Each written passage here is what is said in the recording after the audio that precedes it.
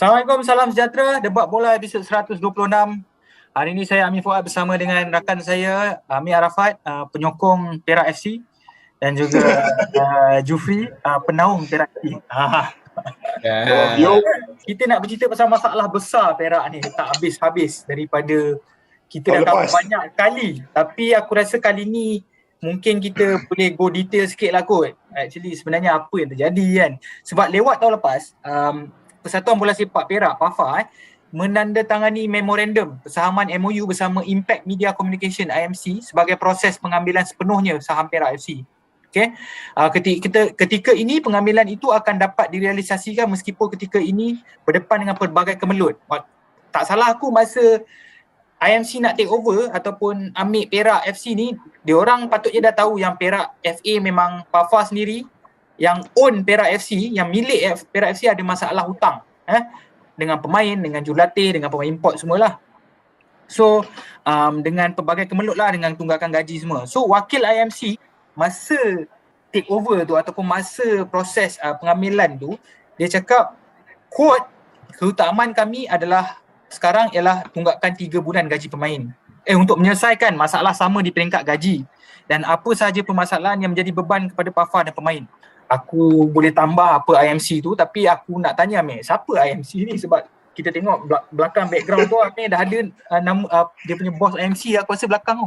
Betul lah, yang di belakang ni ialah antara Encik Yazan, Presiden PAFA. Sebelah dia tu Encik Khairul, CEO IMC tu sendirilah.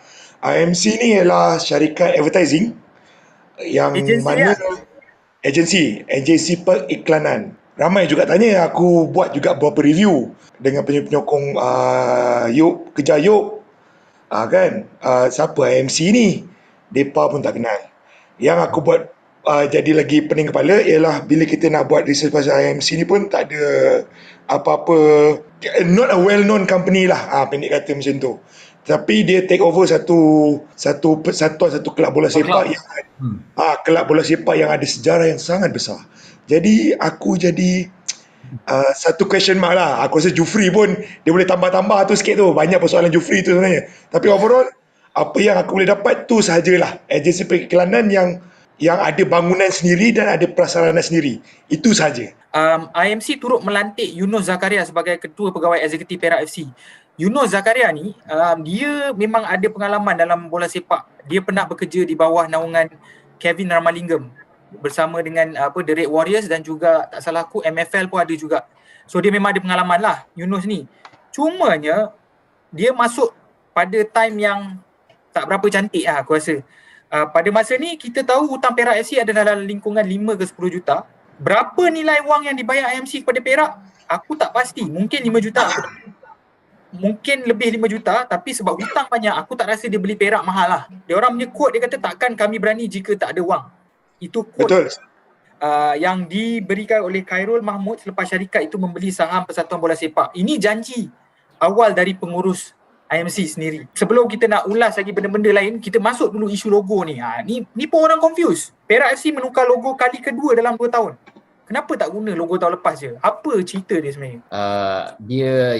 Encik Yunus sebagai ketua eksekutif cakap ada isu hak cipta ataupun hak cipta terpelihara daripada yang difaham dalam kata mudah adalah kaki jersey adalah orang kata penaja jersey pasukan Perak tahun lepas. Dia ada hak cipta untuk logo tu. Yang aku pun macam tak pernah sangka benda-benda macam ni boleh terjadi. Aku tak salahkan kaki jersey itu sendiri. Dan aku tak salahkan IMC lah untuk buat logo baru, betul tak? Betul. Jadi maksudnya kalau nak kita terangkan kepada penonton yang tengok hari ni, isu hak cipta maksudnya logo tu owned by kaki jersey. Exclusivity tu daripada kaki jersey.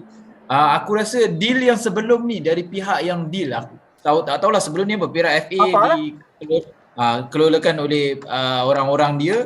Jadi aku tak tahu deal apa yang dibuat dengan kaki jersey tu yang sanggup lepaskan logo. Macam aku tahu logo is a logo, tapi logo adalah satu entiti pasukan bola sepak yang mungkin kaki jersey boleh cipta, tapi mungkin patut dipatternkan oleh itu untuk satu pasukan bola sepak, bukan oleh by sponsor. Sponsor akan datang dan pergi. Macam ni lah, belum apa-apa dah pergi, takkan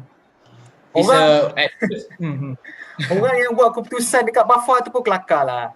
Bagi aku tak kompeten lah sebab sefaham aku logo tu bila Perak FC nak jual, dia kena minta kebenaran kaki jersey dulu untuk penaja tu guna logo tu. Itu menyusahkan Perak FC pengurusan baru.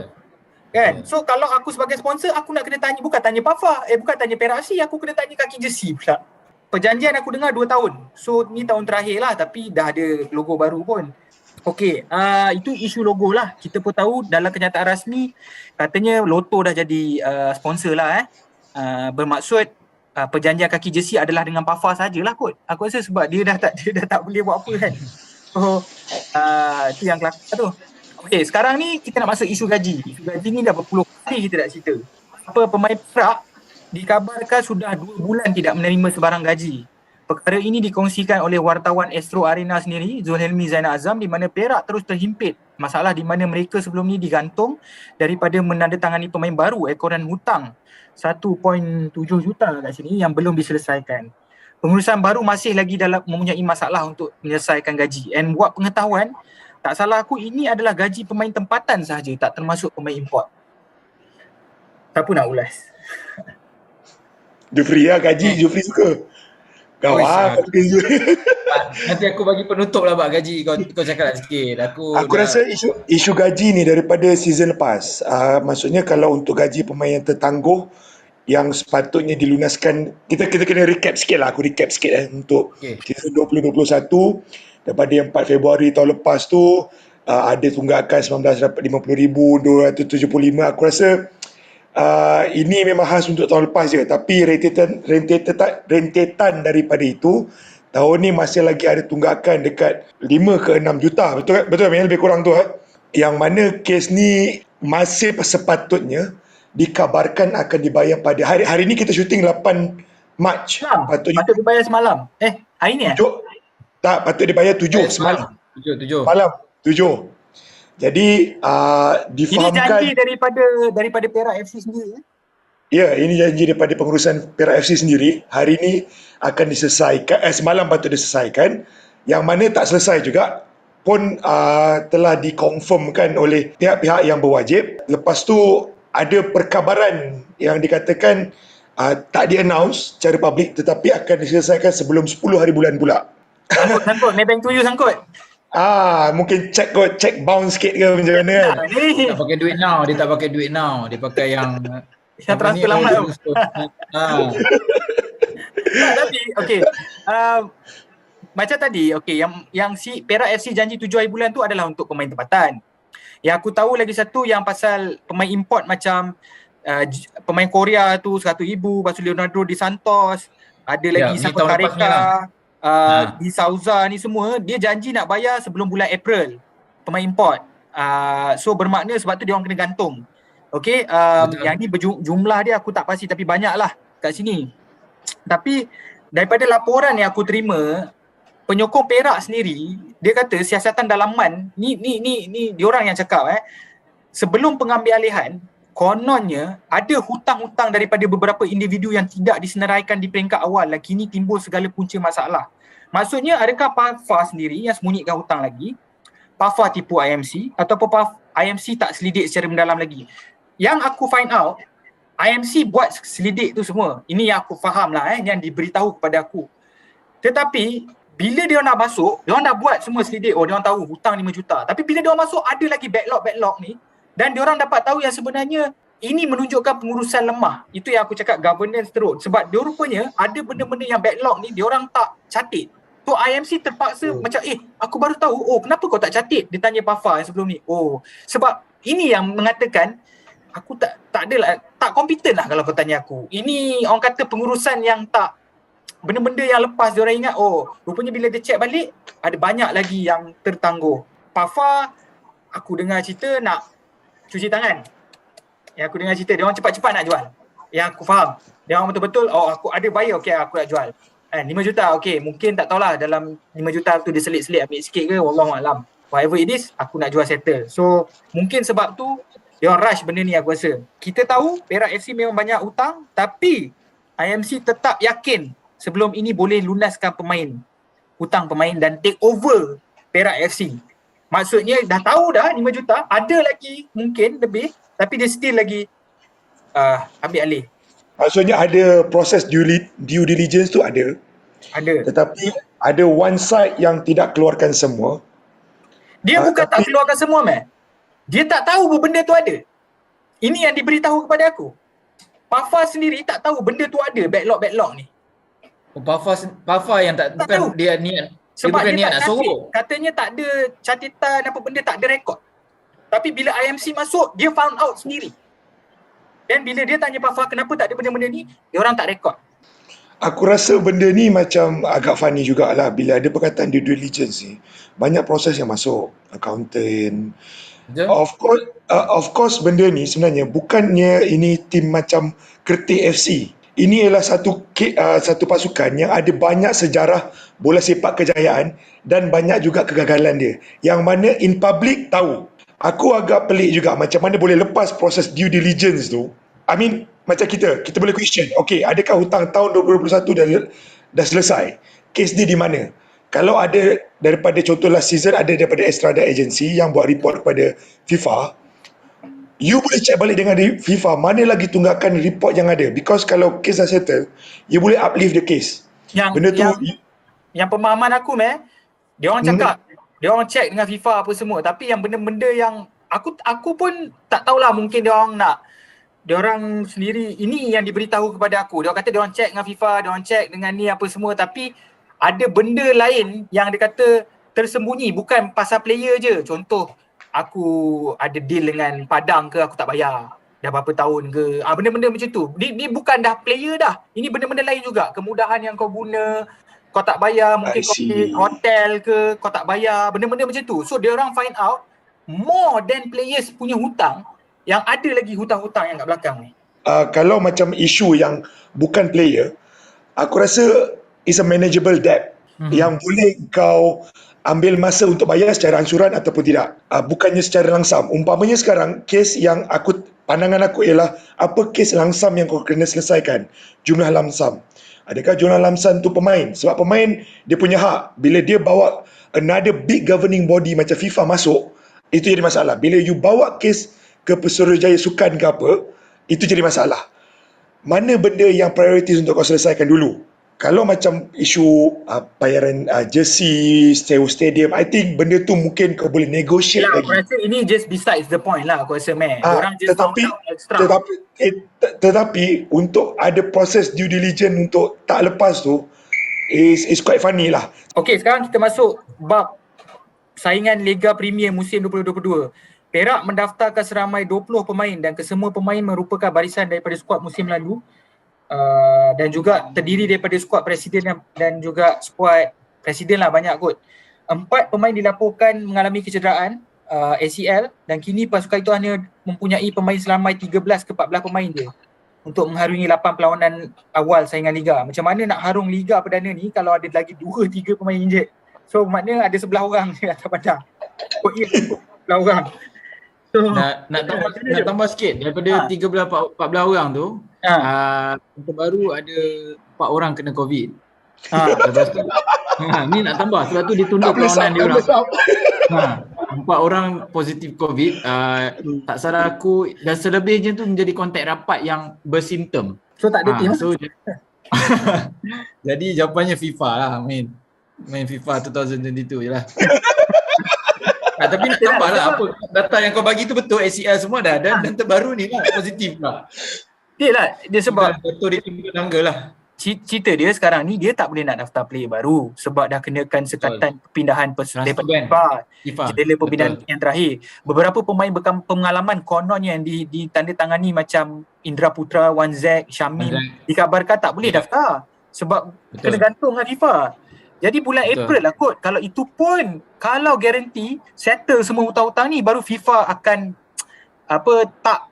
tak gantung kau lah. So aku sedih pemain yang main Perak FC ni. Kau tahu sebab apa tak? Even macam Wan Zek, Syamim Yahya, Indra ni semua, bagi aku diorang dah tak ada pilihan untuk pergi tim lain. Sebab kalau diorang ada pilihan, diorang tak akan pergi Perak FC. Nah, pemain-pemain yang ada di Perak FC sebenarnya memang tak ada pilihan nak pergi mana-mana sebab tak ada siapa nak diorang. Kalau tak, kenapa diorang nak stay?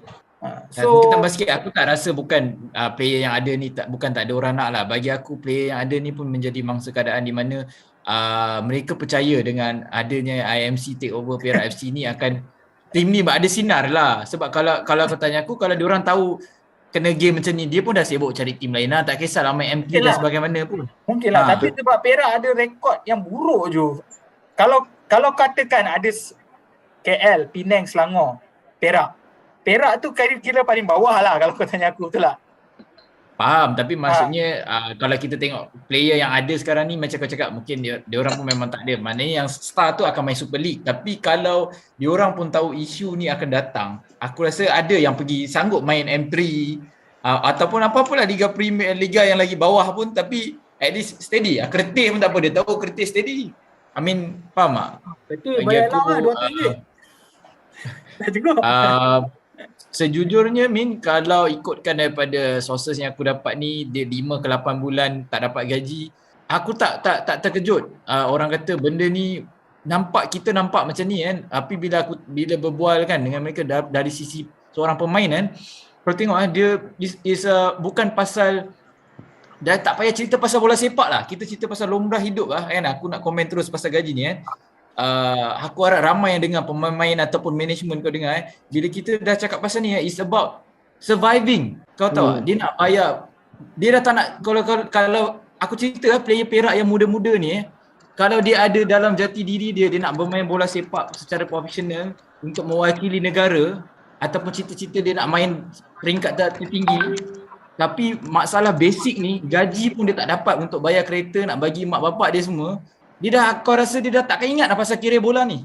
Kau boleh dapat tak apa aku rasa berapa dalamnya impact ni kepada para pemain. Yang memang sebab dia kesian player dekat Perak dia tak akan fikir lah pasal dia dah takkan fikir pasal career aku nak kena apa yang aku nak kena improve. No, surviving mood tu sendiri pun dah tak ada dah.